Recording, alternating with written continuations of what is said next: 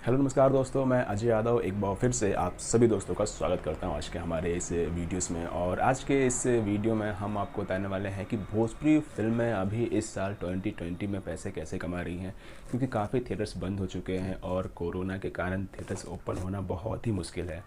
तो इस वीडियो में हम आपको बताने वाले हैं कि क्या ये फिल्में अभी भी थिएटर्स में रिलीज होनी बाकी हैं या फिर डायरेक्ट आपको टीवी पर देखने मिलेगी। अगर ये फिल्में डायरेक्ट टीवी पर देखने को मिलने वाली हैं आप सभी को, तो फिल्म को पैसे कहाँ से आते हैं, तो इसी के बारे में हम आपको डिटेल बताएंगे।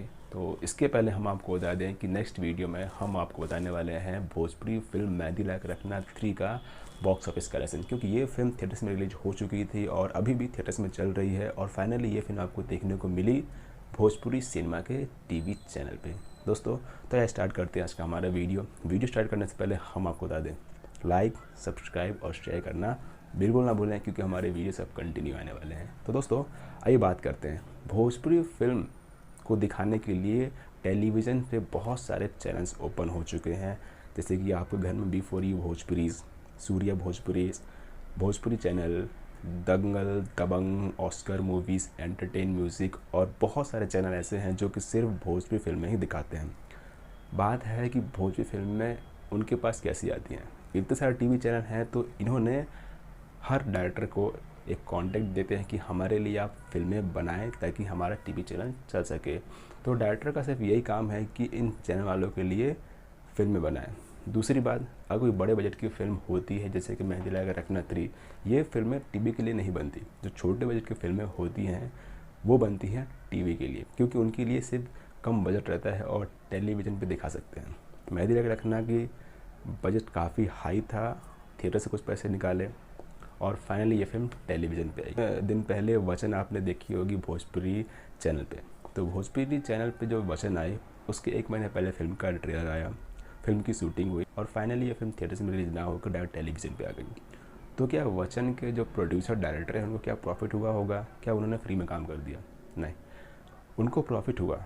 सपोज़ फिल्म का बजट था 1 करोड़ रुपये, वचन आई थी भोजपुरी सिनेमा पे, भोजपुरी सिनेमा वालों ने उनको 2 करोड़ रुपए दिए, समझ लीजिए, या फिर अंदाज़ा 2 करोड़ रुपए दिए होंगे। तो प्रोड्यूसर का प्रॉफिट हो गया 1 करोड़ का। 1 रुपये लगाए, 2 रुपये प्रॉफिट हो गया, मतलब प्रोड्यूसर का प्रॉफिट हो चुका है। प्रोड्यूसर के अकॉर्डिंग ये फिल्म हिट हो चुकी है। अब देखना ये है कि ये फिल्म टेलीविज़न पे कितने पैसे कमाती है। वो टेलीविज़न वाले डिसाइड करते हैं, केबल वाले, जैसे कि आपको टाटा स्काई, एयरटेल या फिर जो भी चैनल आप चलाते हो, वो पैसे जब देते हो आप, तो वो चैनल पैसे जाते हैं उन टीवी चैनल वालों को। तो उनकी कमाई ऐसे होती है। तो दोस्तों, कोई भी फिल्में फ़िलहाल फ्लॉप नहीं हो रही है, सबको अच्छा खासा पैसे मिल रहे हैं लॉकडाउन में भी, तभी ये फिल्में आप टेलीविज़न पे देख रहे हो थिएटर से पहले। अब बात करते हैं कि क्या कोई बड़े बजट की फिल्म जैसे गबरू टेलीविज़न पर रिलीज होगी? तो नहीं, गबरू थिएटर में ही रिलीज होगी, क्योंकि गबरू का बजट काफ़ी ज़्यादा है और कॉन्सेप्ट अच्छा है, फ्रेश कॉन्सेप्ट है और ये फिल्म सिर्फ थिएटर्स में ही रिलीज होगी। थिएटर्स के बाद हो सकता है टेलीविज़न पर, पहले टेलीविज़न पे नहीं आएगी। तो दोस्तों, वीडियो कैसा लगा? पसंद आए तो लाइक करें, चैनल सब्सक्राइब करें और अपने दोस्तों को भी ज़रूर शेयर करें।